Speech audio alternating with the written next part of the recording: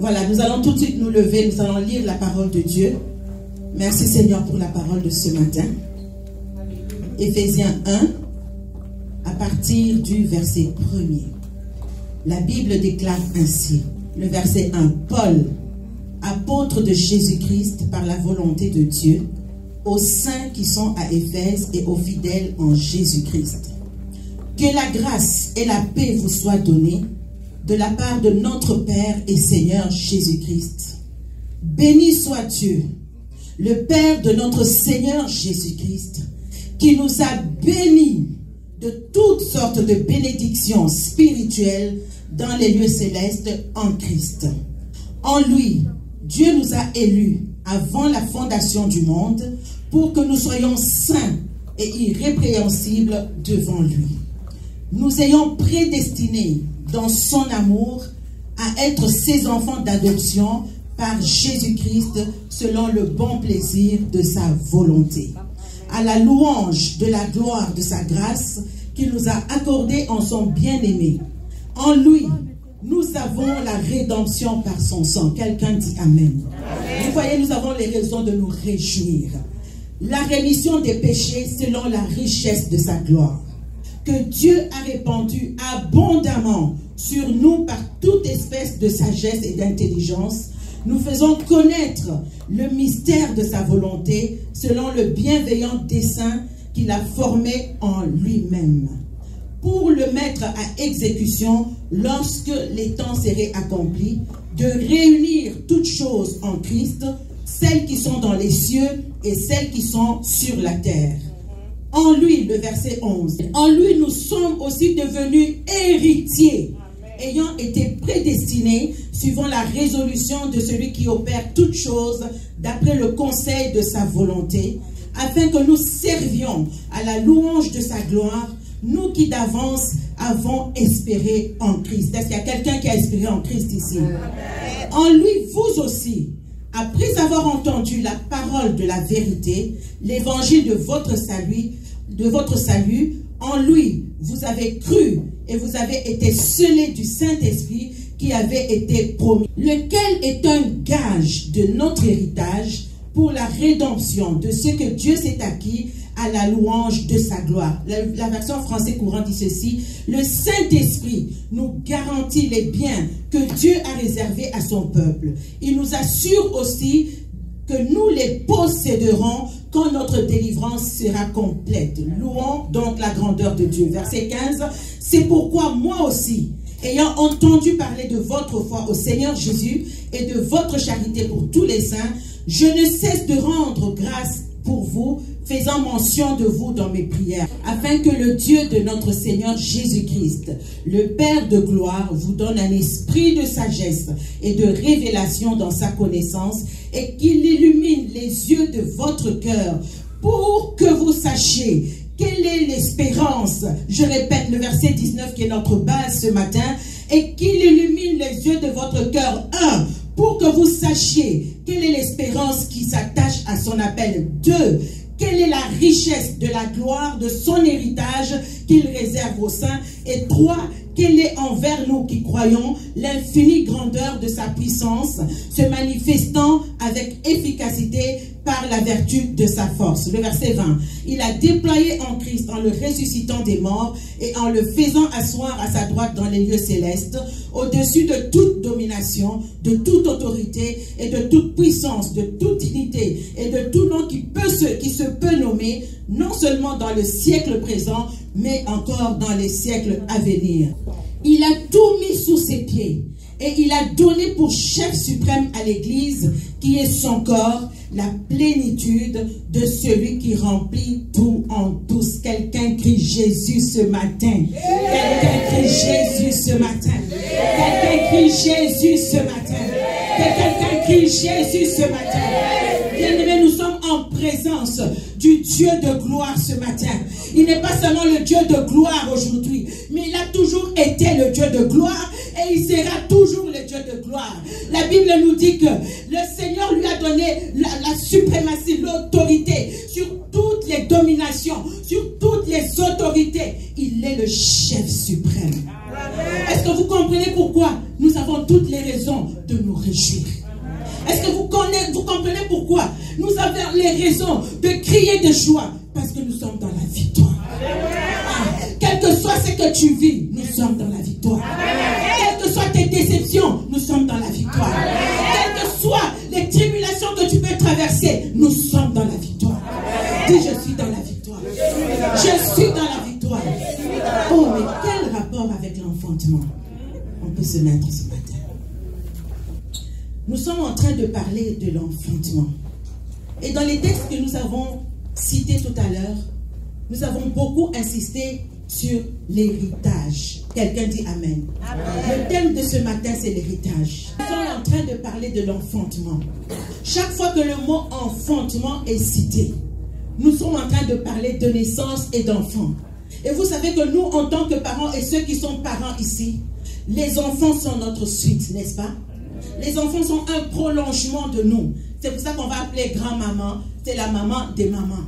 C'est-à-dire que c'est un prolongement de nous. Alors, la Bible nous dit ceci.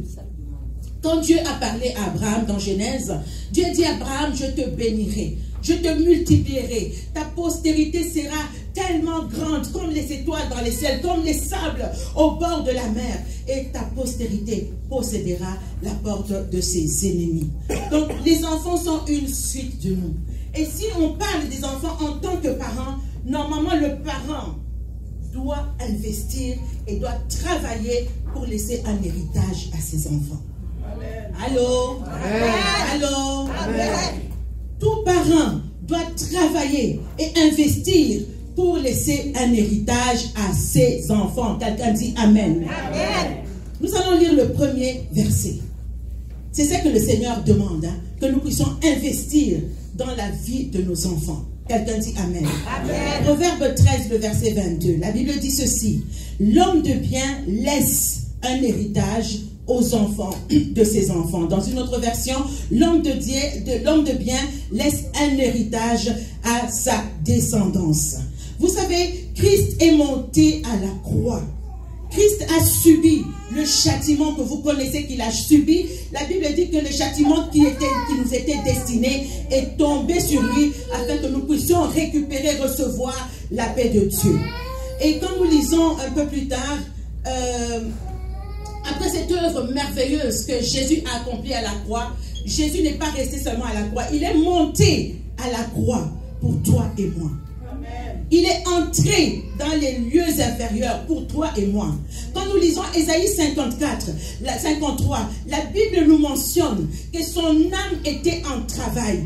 Il était dans les douleurs de l'enfantement. Parce qu'il y avait quelque chose qui devait naître du travail merveilleux que Christ a fait à la croix. Quelqu'un est avec moi? Amen. Alors, il n'est pas seulement resté à la croix où il a souffert de tout ce qu'il a souffert, mais il est allé également dans les lieux inférieurs. Et quand il est entré dans les lieux inférieurs, Christ a dépouillé Satan, Christ a dépouillé les autorités, et Christ est sorti par la puissance du Saint-Esprit vainqueur. Quelqu'un dit Amen. Amen. Mais la Bible nous dit quelque chose d'extraordinaire. À la croix, Christ était en travail. Quand il est descendu dans les lieux inférieurs, Christ était en travail. Et quand il est sorti par la puissance du Saint-Esprit, il avait enfanté une nouvelle création. Est-ce que tu comprends? Quand l'apôtre Paul est en train de parler à l'église d'Éphèse, il leur dit ceci: je prie que Dieu vous donne un esprit de révélation. Amen. Parce que les choses de Dieu, si tu ne les as pas dans la révélation, ça sera la confusion. Et tu ne sauras pas comment te tenir, et tu ne sauras pas comment marcher, et tu seras ballotté à tout vent de doctrine, parce que tu n'as pas reçu la révélation de qui est Dieu, de ce que Dieu a fait, et de qui est-ce que tu es devenu en Christ. Christ est ressuscité. Après le travail qu'il a fait, la Bible nous mentionne qu'il n'est pas ressuscité seul. La Bible nous mentionne qu'il est ressuscité avec une nouvelle création. Éphésiens 2 nous dit ceci, le verset 6. Il nous a ressuscités ensemble et nous a fait asseoir ensemble dans les lieux célestes en Jésus-Christ. Colossiens 2, le verset 12. Ayant été ensevelis, nous avons été ensevelis avec Christ par le baptême.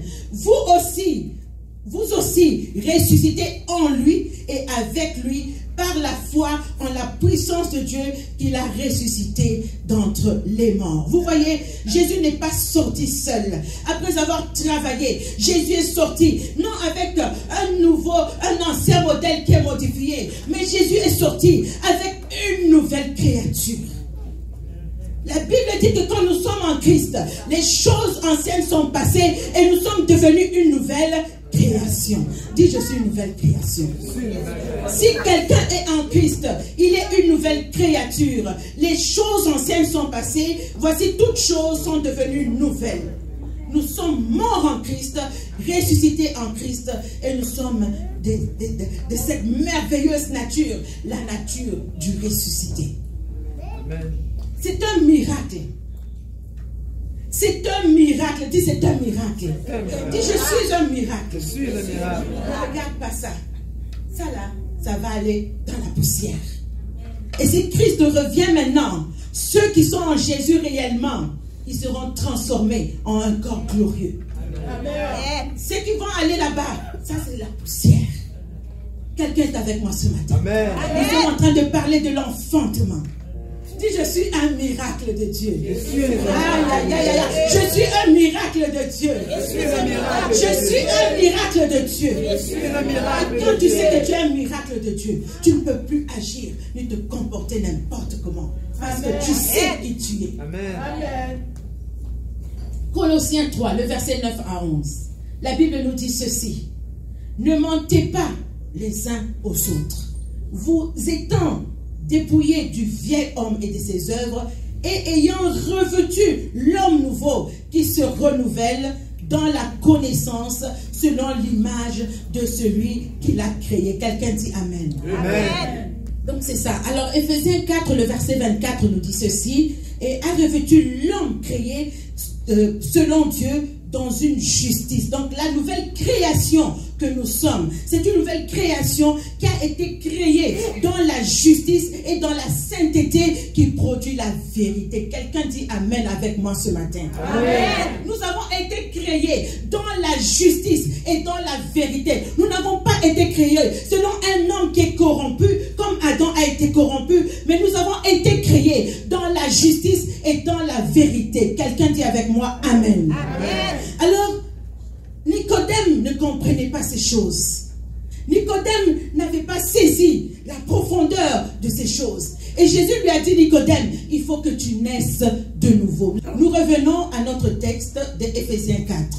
Le verset 16 à 19. La Bible nous dit ceci. Je ne cesse de rendre grâce pour vous, faisant mention de vous dans mes prières, afin que le Dieu de notre Seigneur Jésus-Christ, le Père de gloire, vous donne un esprit de sagesse et de révélation dans sa connaissance, et qu'il illumine les yeux de votre cœur, pour que vous sachiez quelle est l'espérance qui s'attache à votre appel.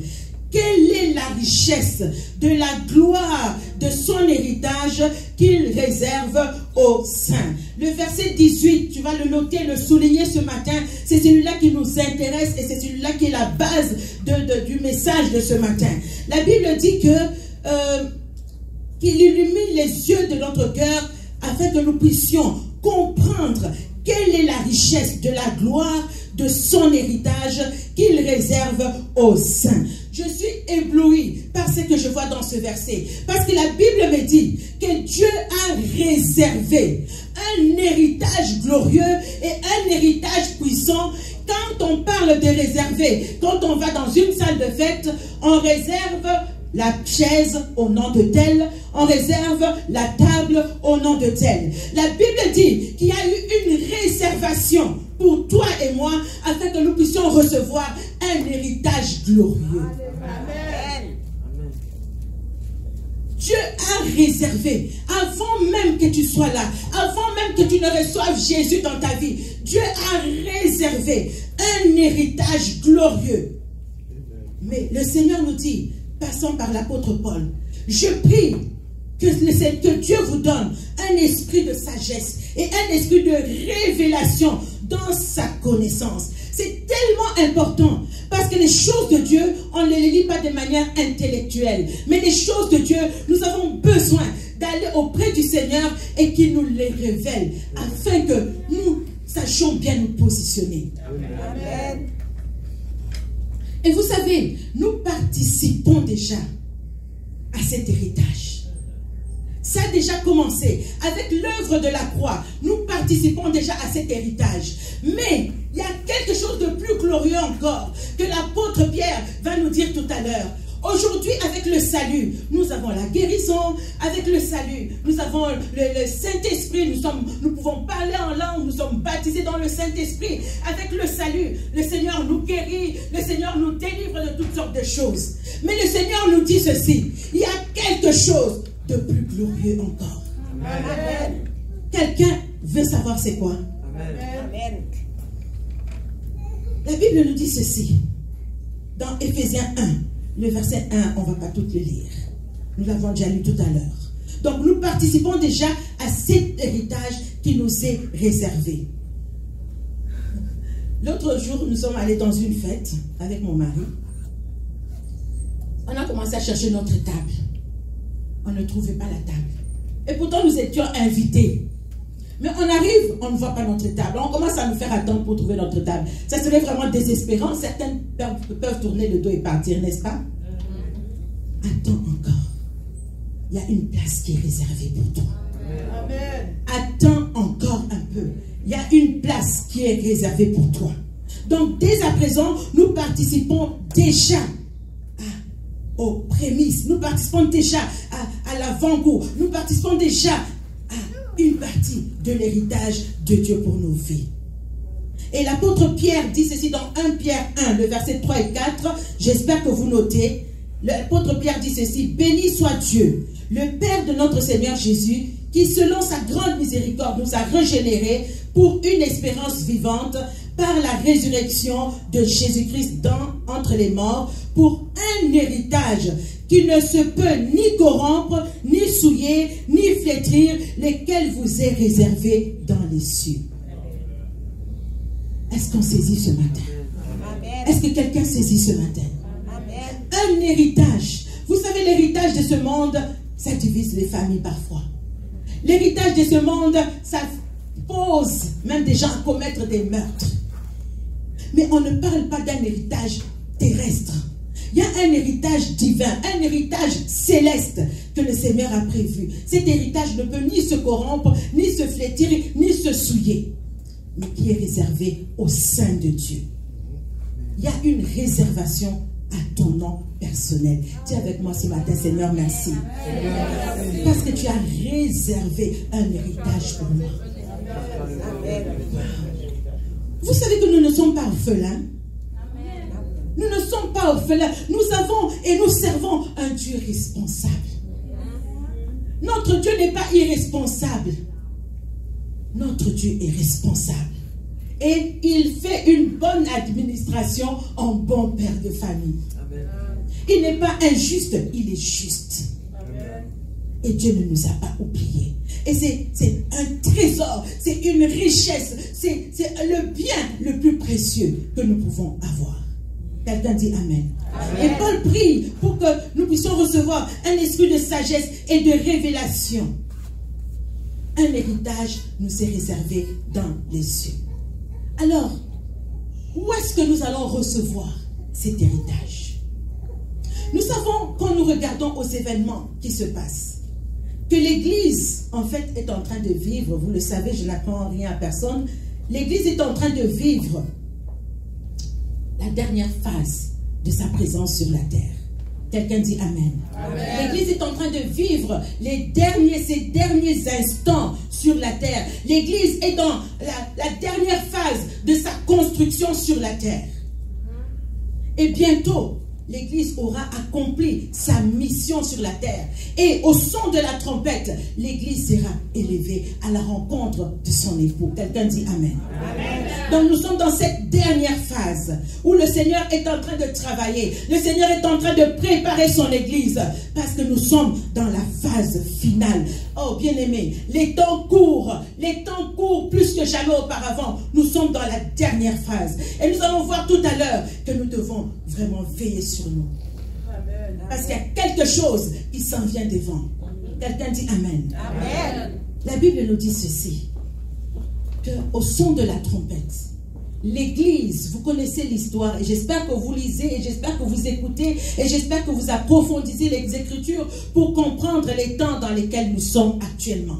Donc l'Église est dans sa dernière phase. Après cette dernière phase, l'Église va être enlevée, comme je le disais, dans la présence, dans les nuées, à la rencontre du Seigneur Jésus. Et après cette rencontre, à partir de ce moment-là, il y aura un temps de tribulation qui va prendre place sur la terre. Ça va être 7 années de tribulation.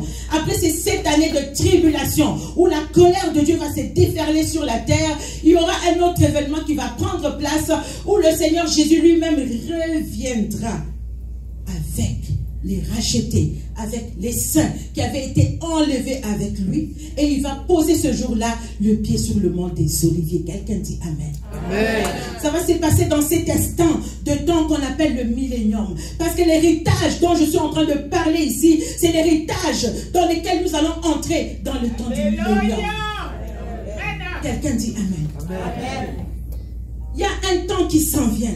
Il y aura des déferlements de colère et sur la terre. Il y a un temps qui s'en vient où l'Église reviendra avec Jésus sur la terre. Jésus posera le pied sur le mont des Oliviers. Et quand il posera le pied sur le mont des Oliviers, la Bible me dit ceci, que toutes les montagnes vont se reculer. Amen. Quand il posera le pied, toutes les montagnes vont se reculer. Et quand toutes les montagnes qui étaient des hautes montagnes, qui étaient des grandes montagnes, quand elles vont se reculer, elles vont créer un vallée. Il y aura une petite montagne qui s'appelle le mont Sion. Et à partir du mont Sion, cette petite montagne deviendra une grande montagne. Elle deviendra une grande montagne. Elle deviendra une grande montagne. Et c'est sur cette montagne que Jésus va venir pour régner et pour dominer. Et il ne sera pas seul, il sera avec toi et avec moi. Est-ce que quelqu'un est avec moi ce matin? Amen. On ne peut pas jouer avec notre chrétienté. Amen. On ne peut pas jouer. Le temps n'est pas à l'amusement, au divertissement et que sais-je encore. Amen. Il est temps d'être sérieux avec le Seigneur. Et nous allons le voir tout à l'heure. Okay. Il y a des jours où le message est un peu différent, mais ça, le Seigneur là, il veut que nous soyons sérieux avec lui. Il est sérieux avec nous et il veut que nous soyons sérieux également avec lui. Quelqu'un dit Amen. Amen. 1 Thessaloniciens 4, le verset 16 et 17. Quand le Seigneur lui-même a un signal donné à la voix d'un archange et au son de la trompette de Dieu, descendra du ciel et les morts en Christ ressusciteront premièrement. Ensuite, nous les vivants qui serons restés, nous serons tous ensemble enlevés avec eux sur les nuées à la rencontre du Seigneur dans les airs et ainsi nous serons toujours avec le Seigneur.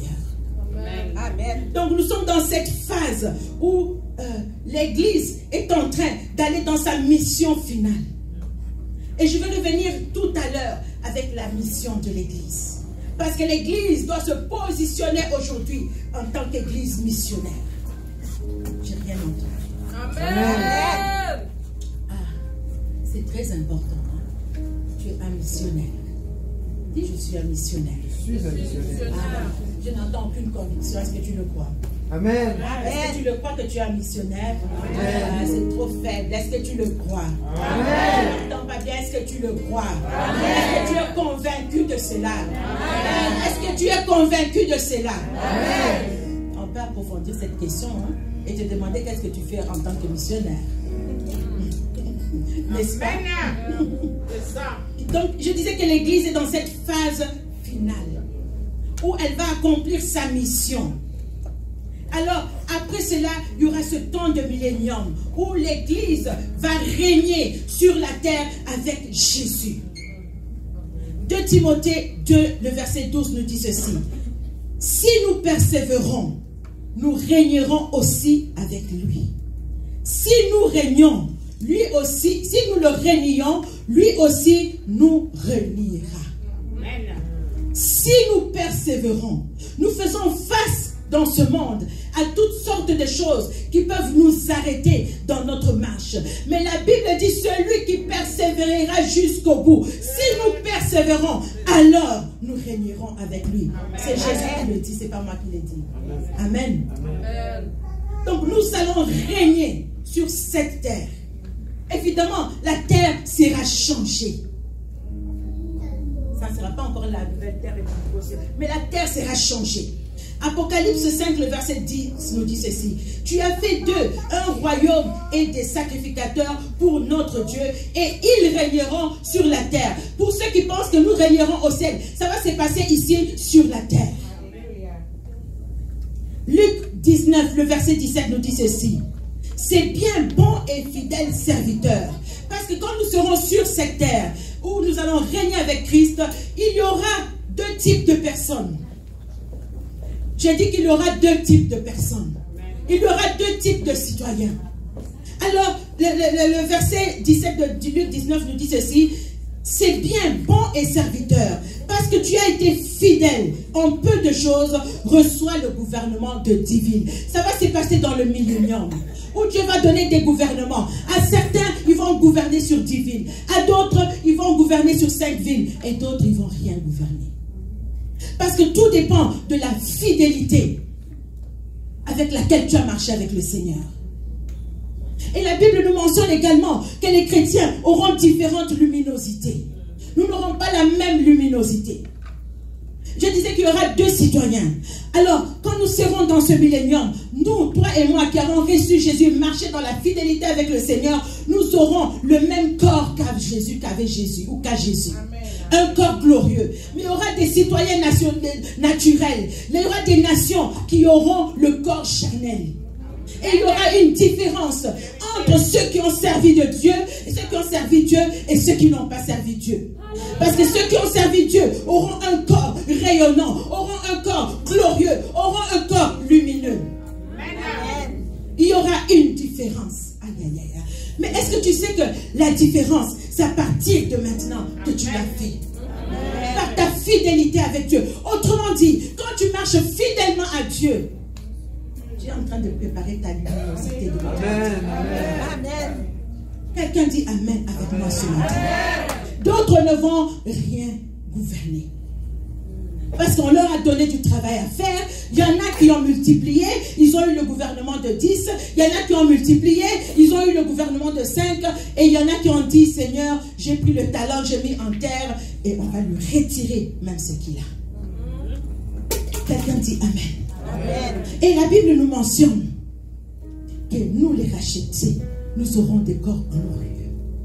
Quel glorieux héritage qui n'a rien de comparable à tout ce que nous pouvons voir d'éphémère sur la terre. Quel glorieux héritage. Nous serons différents des autres. Mais ce n'est pas seulement d'être différents. Nous régnerons avec Christ. Quelqu'un dit, je ne vous sens pas excité ce matin. Vous ne voulez pas ça? Amen. Amen. Amen. Nous aurons une luminosité différente. 1 Corinthiens 15 nous en parle. Certains brilleront comme le soleil, certains brilleront comme les étoiles. Nous aurons une luminosité différente. Et je voudrais dire à quelqu'un ce matin, quel que soit ce que tu es en train de traverser, reste fidèle à Dieu. Quelles que soient les trahisons que tu peux subir, reste fidèle à Dieu. Quelles que soient les promesses que tu n'as pas vues s'accomplir, reste fidèle à Dieu. Je dis ce matin, quelqu'un, reste fidèle à Dieu. Tu as une situation qui est compliquée, elle se répète, elle est récurrente. Reste fidèle à Dieu. Celui qui persévérera jusqu'au bout, reste fidèle à Dieu. malgré les combats. Et les combats, il y en a, je vous dis. Hein, si on commence à entrer dans chaque maison ici pour savoir quel est le combat, en tout cas, tu vas dire que mon combat là est même mieux que l'autre. Il y a des combats, il y a des situations. Aïe, aïe, aïe. On ne peut même pas les nommer, des choses terribles et bizarres. Mais vous pouvez voir une femme ou un homme ou un parent qui tient ferme. Et vous vous posez la question, Job traversait ces moments-là. Et sa femme lui dit, mon petit Dieu abandonne. Ah, il est resté fidèle. Je dis à quelqu'un, reste fidèle. Malgré ce que tu vois, reste fidèle. Tu auras une récompense, un héritage qui t'est échu. Reste fidèle. Reste fidèle à Dieu. Reste fidèle à Dieu. Oh, on t'a déçu, reste fidèle à Dieu. On t'a trahi, reste fidèle à Dieu. On t'a abandonné, reste fidèle à Dieu. Reste fidèle à Dieu. Reste fidèle à Dieu. Persévère jusqu'au bout. Malgré les combats, malgré les déceptions, reste fidèle à Dieu. Le temps là, il reste 9 minutes. Jésus reviendra et il posera ses pieds sur le mont des Oliviers. Comme je le disais tout à l'heure, les montagnes reculeront et la montagne de Sion sera élevée au-dessus de toutes les montagnes. Et Dieu nous fait, très souvent on a prié avec ce verset, mais quand on coche ce verset se passe dans le millénium. Ésaïe 2.2, vous le connaissez par cœur? Ésaïe 2.2, est-ce qu'on le connaît? On a l'habitude de le coter ici. Alors, on est là? Qui peut me citer Ésaïe 2.2 ici? Réma, cite-moi Ésaïe 2.2 sans lire. Voilà. Est-ce qu'on peut nous afficher Ésaïe 2.2? Nous allons le lire ensemble. Si ça marche ou ça ne marche pas? Ésaïe 2.2, moi je ne vois rien. Ok, alors lisez, moi je ne vois rien. On peut les lire en 3. 1, 2, 3. Allons-y.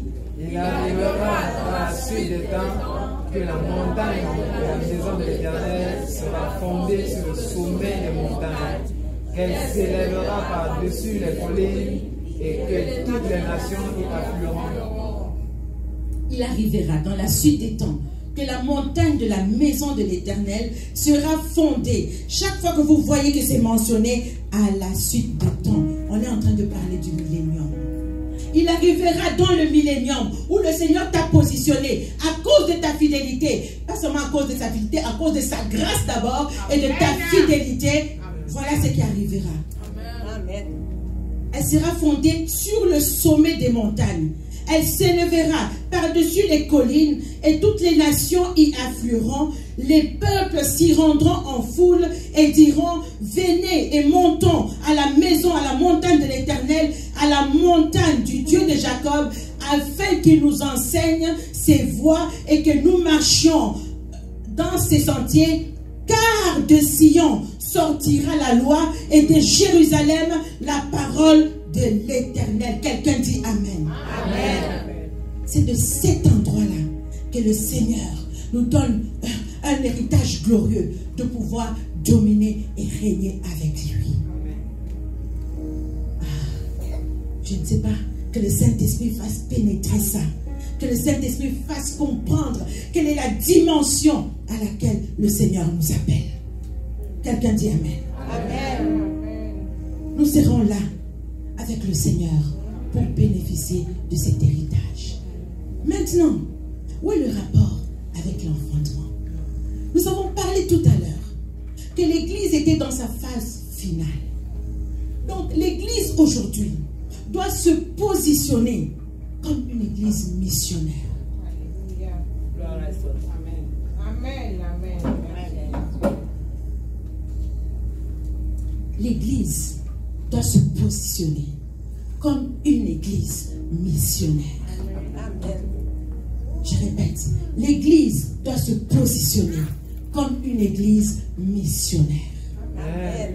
Une Église qui n'est pas une Église missionnaire, elle est passée à côté de sa mission. Amen.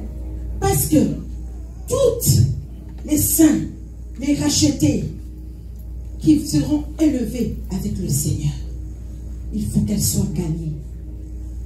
Donc voilà pourquoi la mission de l'Église est de se lever est d'aller faire ce gain d'âme.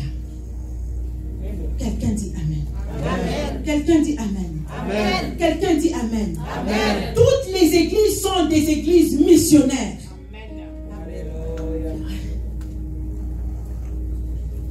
C'est pas une église qui vient juste t'asseoir. Quelqu'un dit Amen. Amen. Quelqu'un dit Amen. Amen. L'église doit se positionner. Nous sommes dans une phase très importante et l'église doit se positionner aujourd'hui. Dis, je suis une église missionnaire. Je suis une église missionnaire. Je suis une église missionnaire. Dis avec moi, je suis une église missionnaire. Si l'église ne se positionne pas, parce que la Bible dit que pour que ces choses arrivent, il faut que la parole de Dieu soit prêchée partout, partout, partout, partout, jusqu'aux extrémités de la terre. Donc nous pouvons hâter ces choses, ou tout comme nous pouvons les retarder, mais la Bible dit que Dieu est tellement patient parce qu'il ne désire pas la mort du méchant, mais il désire que nous parvenions tous à la connaissance de la vérité. Il y a un héritage qui nous attend. Il y a un héritage qui nous est déchu.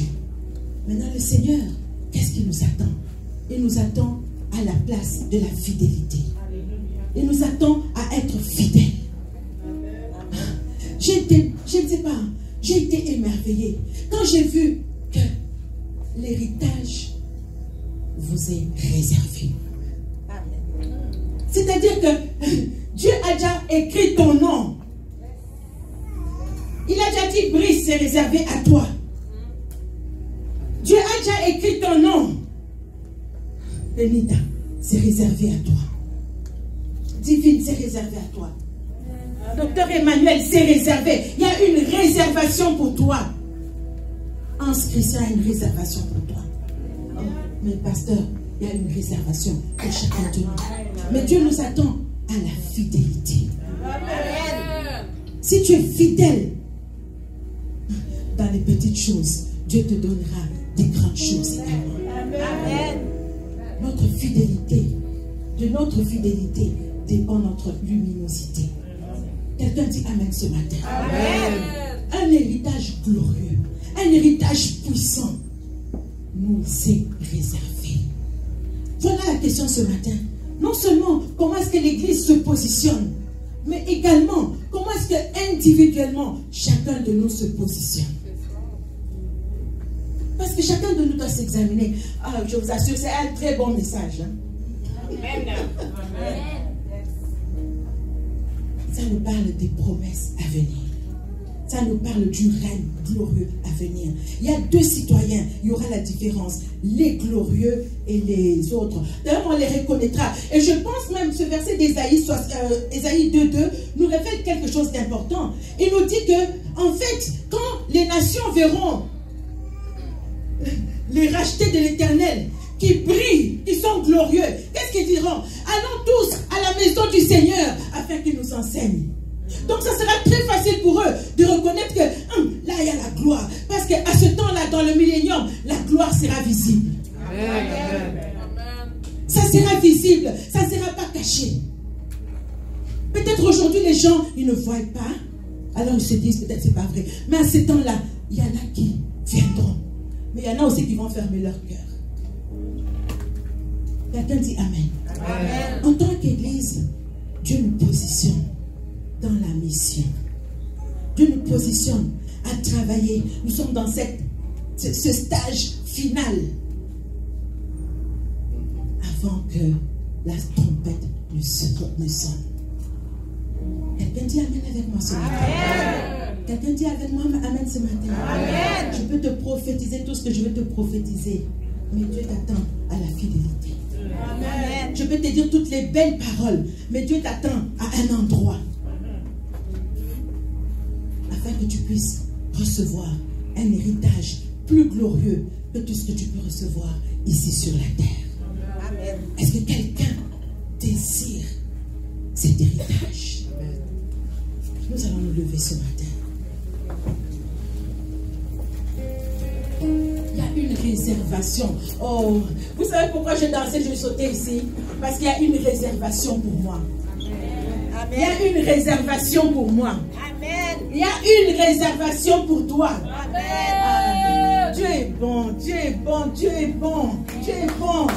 Dieu est bon, bien-aimé, Dieu est bon, Dieu est bon, Dieu est bon. Dieu est bon.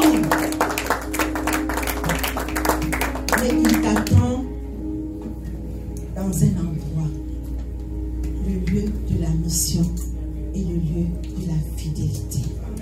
Dis appelle-moi ce matin, Seigneur Jésus. J'ai entendu ta parole ce matin. Est-ce que tu veux lui dire une parole ce matin que je ne te la dicte pas? Est-ce que tu peux parler à Dieu ce matin? Parle à Dieu ce matin. Tu m'as appelé à régner.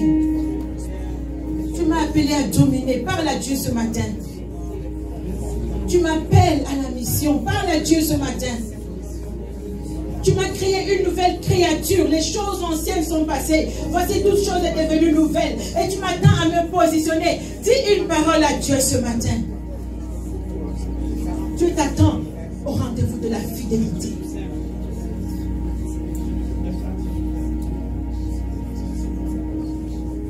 Quelqu'un prie ce matin? Dis après-moi au nom de Jésus. Dis après-moi au nom de Jésus. Au nom de Jésus. Seigneur, je viens à toi ce matin. Je te demande pardon pour toutes les fois où j'ai été infidèle. Use de grâce envers moi. Lave-moi par le sang de l'amour. Seigneur, je fais un engagement nouveau ce matin. C'est de te servir fidèlement. C'est de te servir fidèlement. C'est de t'aimer fidèlement. Toi qui m'as aimé le premier. Au nom de Jésus. Ce matin, il y a un héritage qui t'est réservé. La Bible nous dit, parlons d'Apocalypse 22. Les idolâtres, les impudiques, les adultères ne régneront pas. Amen. Ne régneront pas. C'est Dieu qui nous dit. Ils ne régneront pas. Mais ce matin, la grâce est disponible. Tu peux encore dire à Dieu, Seigneur, la miséricorde triomphe du jugement. Merci Seigneur, parce que ce matin, il y a une restauration. Merci qu'il y a un repositionnement ce matin dans ta présence. Et nous te disons merci Seigneur pour cet héritage glorieux. Cet héritage glorieux, nous voulons le posséder. Merci Seigneur pour la fidélité que tu amplifies dans nos vies. Fidèle à toi, fidèle à ta parole, fidèle à ton œuvre, fidèle à l'appel que tu as placé sur nos vies. Nous te disons merci Jésus. Nous te disons merci Jésus. Quel avenir glorieux Dieu nous réserve. Un avenir glorieux. Quelqu'un dit avec moi Amen. Amen. Un avenir glorieux. C'est ça la portion que Dieu te réserve ce matin. Il n'y a pas, pour ceux qui vont nous suivre par internet, si c'est publié, cette portion n'est réservée qu'aux enfants de Dieu. Donc ceux qui ne sont pas dans le royaume, parce que Dieu dit, j'ai réservé ce royaume pour le petit troupeau. Ceux qui ne sont pas dans le royaume, aujourd'hui, si nous entendons sa voix, non, Dieu s'y sent pas nos cœurs. C'est le temps de donner sa vie à Jésus. C'est le temps de connecter avec Jésus. C'est le temps de revenir à Dieu, de l'accepter comme Seigneur et Sauveur, parce qu'il y a des temps difficiles qui s'en viennent sur la terre.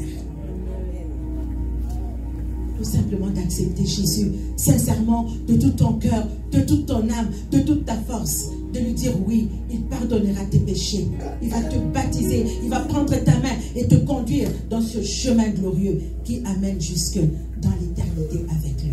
Que le Seigneur vous bénisse. Amen.